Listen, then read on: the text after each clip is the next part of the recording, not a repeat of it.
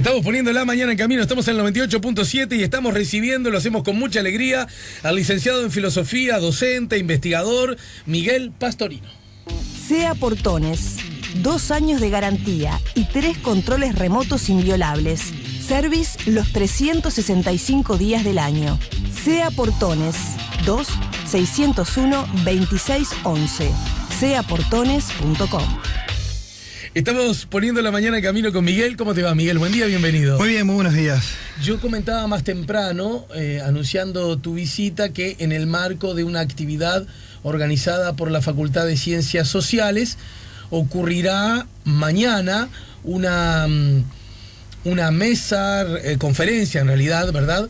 Democracia, libertad, pluralismo en clave de reforma protestante, justamente a 500 años de esta reforma que constituyó sin duda alguna un cambio, sí, claro, religioso, pero también cultural, político, sociológico, antropológico, indudable, ¿no? Vas a participar allí como integrante del panel, junto con otros prestigiosos investigadores, docentes, en fin, referentes, bajo la moderación de Susana Mangana. Y a mí me gustaría aprovechar estos minutos contigo, más allá de estar invitando a todos a esta conferencia que ocurrirá en el Palacio Legislativo a partir de las 18 horas, que de alguna manera contigo conversemos acerca de algo que ya en su momento acá mismo Mario Cayota abordó y que tiene que ver con la reforma protestante y por qué es importante más allá de las religiones, más allá incluso de si tenés o no religión, o francamente seas un perfecto ateo, en la historia de la humanidad, porque y en particular del Occidente, resulta tan importante. Bueno, la verdad que sí, en primer lugar es un acontecimiento, como bien decías, importante, porque en 1517, el año en que Lutero, según la leyenda, porque en realidad las tesis las publicó, lo que las clavó en la puerta, eso es medio legendario, pero bueno, 1517-2017 en el mundo entero se están haciendo celebraciones, Alemania sin lugar a dudas, por la conmemoración de estos 500 años que sin duda marcan un cambio de época, porque no nos olvidemos que el siglo XVI, el siglo de Lutero, pasó de todo, y la generación que le tocó vivir ese tiempo, a veces parece la nuestra en algunas cosas, Está bien, sí. De un cambio epocal muy grande, porque fíjate, fines del siglo XV, 1492 se descubre América, claro. Cae el Imperio Bizantino a fines del siglo XV, la imprenta, bueno, obviamente el nacimiento de la filosofía moderna, el despegue de la ciencia, sí, Galileo, Kepler, Newton, bueno, que vienen un poquito ahí los después. Los árabes son expulsados de la península ibérica, o sea, ¿no? es decir, pasan muchas cosas en el siglo XVI que obviamente generan un cambio en la cosmovisión, en la política, en la economía mundial, de lo que era Europa, ¿no? Sobre todo para la época, y sobre todo también en lo religioso, porque por primera vez el cristianismo occidental se parte en dos, y no nos olvidemos que la cosmovisión cristiana es la que da las raíces del pensamiento a la cultura occidental. Entonces, ese quiebre va a afectar obviamente a muchas concepciones de las relaciones entre la religión y la política. Por decirte algo, muchos de los filósofos que nosotros citamos o que damos en clase en filosofía, muchos son de tradición protestante. El caso de John Locke, que se utiliza mucho en filosofía política, pero también en filosofía del conocimiento, él llega a plantear un cristianismo solo de valores, un cristianismo ético, de algún modo como para poner fin a las guerras de religión, que fueron el conflicto que vino después justamente de este quiebre entre católicos y protestantes, porque además se genera un quiebre con el papado. Muchos países de Europa, en nacionalismos incipientes, la coyuntura se vuelve favorable para, de algún modo, tener mayor autonomía y una visión mucho más, si se quiere, diríamos hoy, más nacionalista, ¿no? ¿Y eso qué genera? Bueno, genera un cambio en la visión de la política, la visión de las relaciones entre las iglesias y el Estado. Obviamente que muchas cosas estas se venían gestando.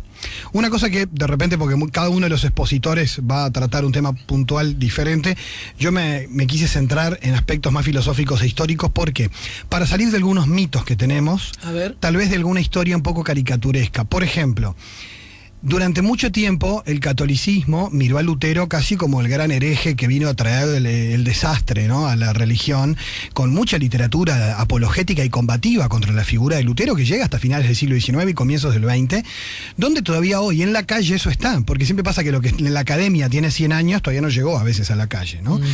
Y esa distancia genera que haya muchos prejuicios hacia Lutero, que es cuando empezás a mirar la historia, no tienen mucho de asidero histórico, es decir, incluso historiadores católicos han hecho ahora una recuperación de la figura de Lutero. Editoriales católicas están publicando hoy vidas de Lutero.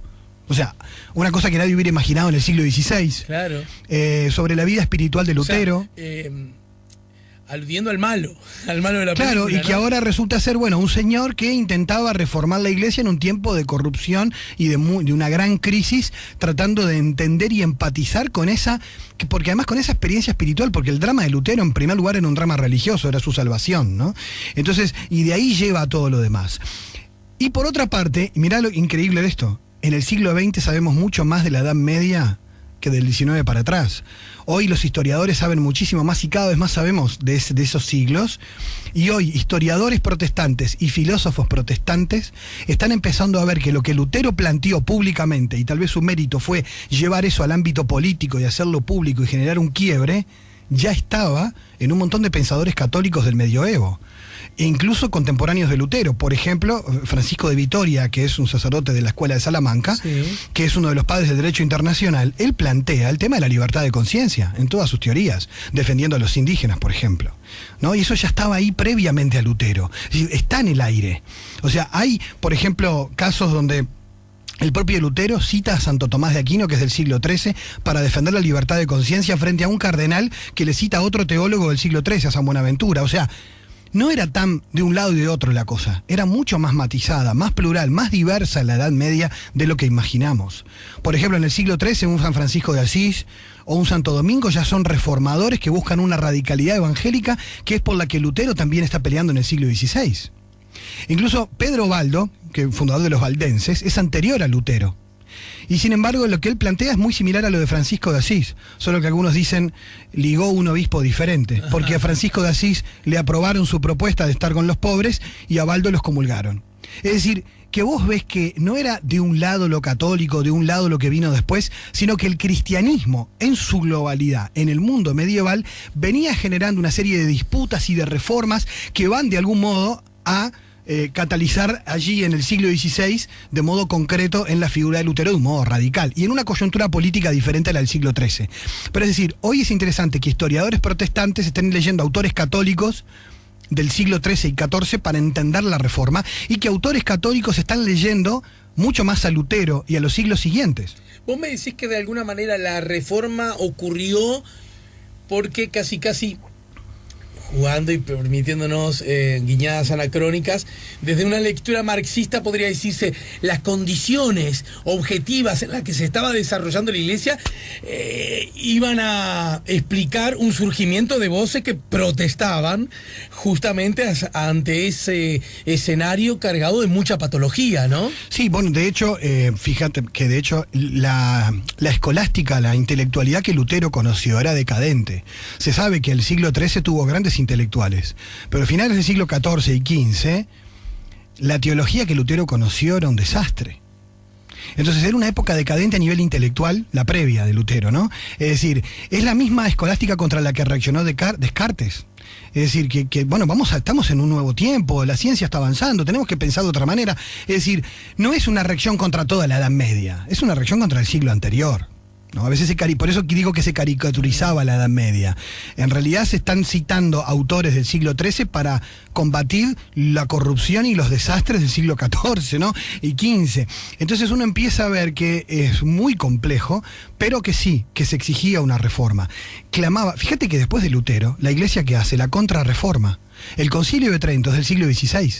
Se crearon los seminarios, ya no cualquiera se podía formar para sacerdote, como antes, que te lo colocaba el príncipe y te ponía su sobrino, ¿no? Es decir, la Iglesia Católica, después del colapso de la Reforma, la Reforma le genera una contrarreforma. Casi como que le vino bien, digamos. Exactamente, una reforma interna que incluso combatiendo a Lutero, lo que terminó fue radicalizándose en muchas posturas que necesitaba haberse radicalizado antes. Es decir, se ve esta especie de tensión dialéctica muchas veces en el siglo XVI entre unos y otros. Ahora, lo que también se advierte, se ha hablado bastante sobre esto y me gustaría conocer tu opinión, es cómo de alguna manera el comportamiento de los ciudadanos de tal o cual país, de tal o cual nación, tienen que ver con que si ese país está, digamos, por decirlo de otra manera, bien grosera, bajo la égida del protestantismo o del catolicismo, ¿no? Aunque sean países laicos, aunque no profesen religión,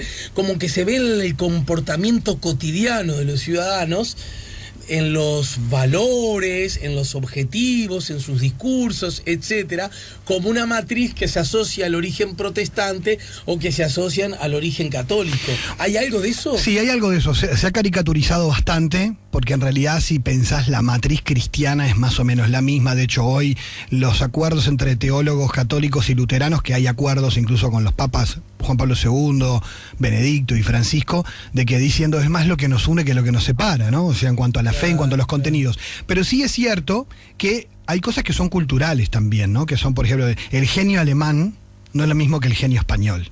Más allá de catolicismo y protestantismo, ¿no? Sí, no es lo mismo. Entonces, pero digo, uno puede encontrar en esas diferencias pistas de carácter religioso y por lo tanto que emanan de 500 años atrás. Sí, por supuesto. De hecho, si vos mirás, por ejemplo, en el pensamiento, en la filosofía, en el desarrollo de la filosofía moderna, es una reacción muchas veces a favor o en contra de una mirada protestante o católica. Por decirte algo, grandes filósofos que nosotros conocemos, como Kant, su familia era pietista protestante, Hegel fue seminarista protestante, Nietzsche fue seminarista protestante. Entonces, cuando vos mirás la reacción de ellos frente a lo religioso, sin duda que es a un paradigma protestante. Y filósofos que reaccionan frente al catolicismo también tienen ideas que tienen que ver con eso. Por ejemplo, en la relación entre fe y razón o entre ciencia y religión. Esos conflictos son diferentes. Depende si estás detrás del catolicismo o el protestantismo. Hacenos un poquito el cuentito. ¿Qué fue lo que pasó 500 años atrás? Digamos, ¿qué cosa ocurría y qué? Por supuesto que las cosas llevan un proceso, ¿no? Que lo provocan y después que se consolide. ¿Y qué cosas dejaron de pasar? Bueno, en realidad el primer punto que podemos decir es había una gran corrupción en las altas jerarquías de la iglesia, y no decimos toda, pero sí por lo pronto en sectores de lo que hoy era Roma, de la propia iglesia en Alemania, donde, por ejemplo, había necesidad de construir ciertos templos que eran muy costosos y se necesitaba recaudar, y bueno, y a veces la creatividad de algunos predicadores les llevó a predicar que para poder liberar almas del purgatorio tenías que poner plata, y entonces cuanto más plata pusieras, más almas liberabas, cosas que no eran doctrina oficial de la iglesia, ni lo fueron, pero que en la práctica esos predicadores famosos... Mira, necesitamos recaudar. Y bueno, ¿y eso qué llevó? Llevó a la recaudación excesiva y también a la indignación de los predicadores que, bueno, que justamente vivían desde otra coherencia al evangelio, entre ellos el propio Lutero se ve indignado por estas situaciones. Muchos otros antes que él empiezan a ver, incluso algunos que terminaron en la hoguera, como el caso de John Hus, por ejemplo, ¿no? Es decir, que empezaban a preocuparse justamente por aspectos de la práctica de la iglesia que eran, uno podría decir ayer y hoy, las antípodas del evangelio, ¿no? Entonces, bueno, esa indignación le lleva cada vez más a confrontar, ¿no? A la confrontación.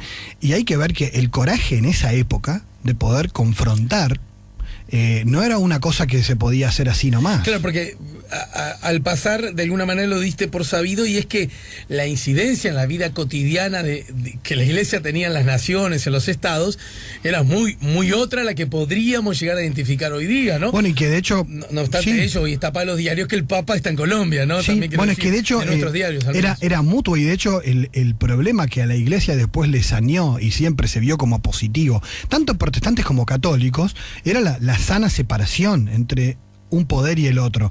Pero fíjate que estaban las dos cosas, desde la iglesia con una gran incidencia en lo político, y al revés, el poder político con una gran incidencia en la elección de obispos, de sacerdotes, o sea, claro, es decir, de los dos lados había unas alianzas que de algún modo quitaban libertad a los dos ámbitos. Y por eso, de algún modo, esta autonomía aparece en la modernidad, en estos primeros estados, bueno, obviamente que la separación, la ruptura con el papado, también era un signo muy fuerte en esa época, donde no era algo que muchos pudieran pensar. Fíjate que el Tratado de Tordesillas, por ejemplo, ¿no? Sí. Alejandro VI. La forma, recordemos, una vez descubierta América, la forma que se reparten. Entonces, el Papa señor del Orbe, Las Américas, va. señor del Orbe, ¿qué hace? le entrega a los reyes de España de acá para allá. Eso es como un dueño de torta que reparte la parte. Claro. O sea, ese era el Papa, ¿no? Entonces, imaginar esos tiempos no son fáciles para nosotros, ¿no?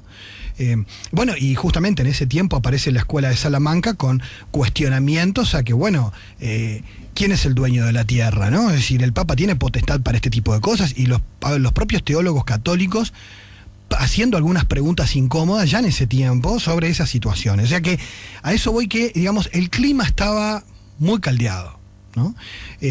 Pero obviamente a veces podía quedarse en la discusión teológica de mesa.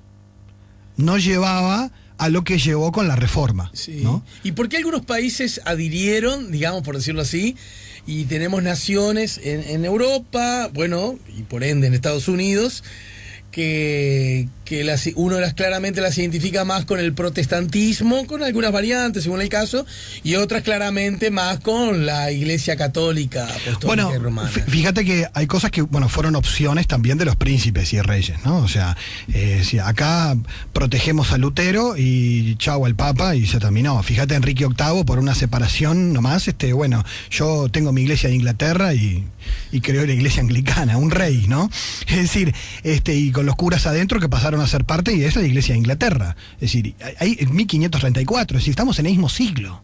O sea, están pasando muchas cosas en Europa que cambiaron y configuraron el mapa de Europa, político y religioso. Las guerras de religión también tienen que ver con esto. O sea, fíjate que nosotros hoy lo vemos desde lejos, pero en esos países, por ejemplo en Europa, no se entendía la libertad de religión todavía. Los países protestantes, sus súbditos, tenían que ser protestantes, y los países católicos, sus súbditos católicos.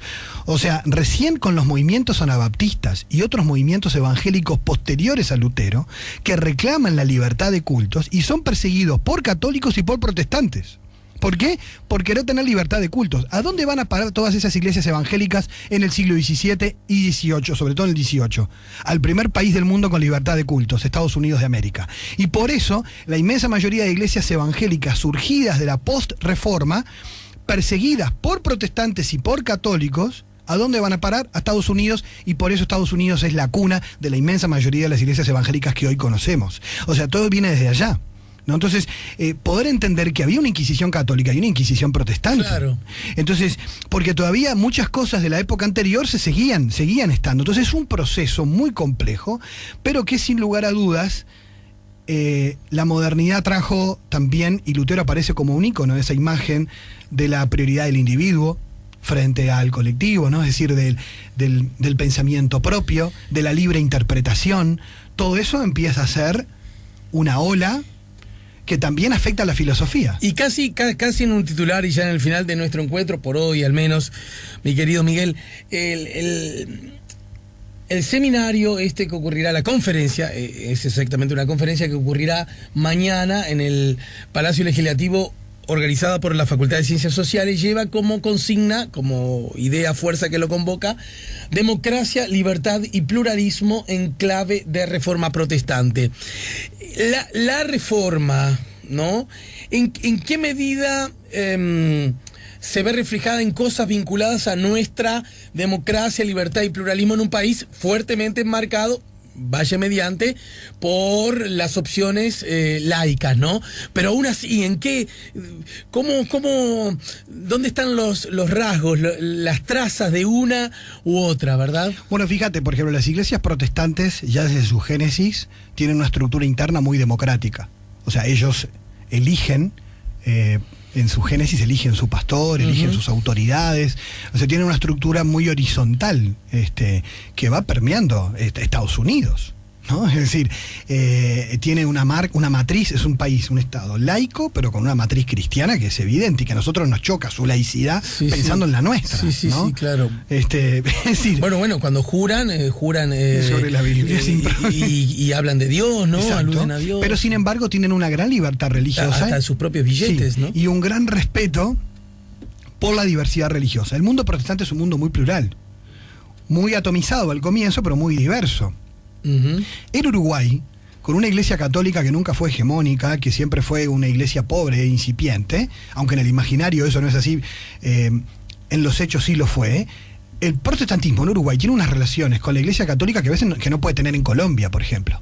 Acá las relaciones siempre fueron muy positivas y muy fraternales. ¿Por qué? Porque están casi a la misma altura en cuanto frente a la sociedad y al Estado. Es decir, la Iglesia Católica fue mayoritaria, pero en realidad las iglesias protestantes están desde mucho tiempo atrás. Es decir, tienen una gran inserción y un gran compromiso social en el Uruguay. Hay compromisos sociales en conjunto y a veces quedan un poco impactados en otros países cuando ven la relación entre evangélicos, protestantes, católicos, anglicanos en Uruguay, que de repente en Colombia, con una hegemonía católica muy potente y hasta con una persecución en la iglesia evangélica por parte también de una iglesia muy unida al poder del Estado. Entonces, claro, Uruguay es una cosa extraña en muchos sentidos, ¿no? En cuanto a la diversidad religiosa, en cuanto al respeto por esa diversidad y por esa pluralidad, y donde además esta pluralidad y esta riqueza también de las diferentes iglesias cristianas protestantes muestran justamente esa diversidad del cristianismo que en nuestra sociedad a veces ignoramos y no conocemos, ponemos todo en la misma bolsa, ¿no? Entonces yo creo que es un signo muy, para mí, interesante en el Uruguay laico, que en el Palacio Legislativo se va a hablar de Lutero, ¿no? Con una mesa política. Yo creo que es algo muy interesante. No, y organizado por la Universidad de la República, ¿no? Claro, ¿no? Y donde vas a tener una teóloga protestante, un historiador, es decir, donde vas a tener diversas voces, miembros de distintos partidos políticos que van a estar opinando sobre el tema. Entonces, y modera una docente española radicada en Uruguay también, ¿no? Y que además es experta en Islam. Sí, ¿no? claro. O sea, que no tiene que ver con Bueno, a mí, ¿qué querés que te diga? Yo veo esa foto y me encanta. A mí me gusta. Y yo creo que eso nos muestra también eso que el Uruguay tiene como cultura, ¿no? Republicana y democrática, donde también nosotros tenemos eso, que a veces en algunos discursos parecemos perderlo, ¿no? A veces nos ponemos fundamentalistas, ¿no? Pero yo creo que es una riqueza del Uruguay que no podemos perder y que tenemos que seguir construyendo, del diálogo, de la comprensión mutua, del conocimiento mutuo. ¿Cuánta gente no sabe hoy lo que es una iglesia protestante? Muchas veces también porque a veces la educación laica algunas veces tuvo tonos laicistas y desconoce lo religioso. Y bueno, tiene que estar puesto ahí arriba de la mesa, ¿no? Bueno, de laicidad y de laicismo podemos hablar otro día, ¿no? Muchas gracias, Miguel, como siempre. SEA Portones, 2 años de garantía y 3 controles remotos inviolables. Service los 365 días del año. SEA Portones, 2-601-2611. seaportones.com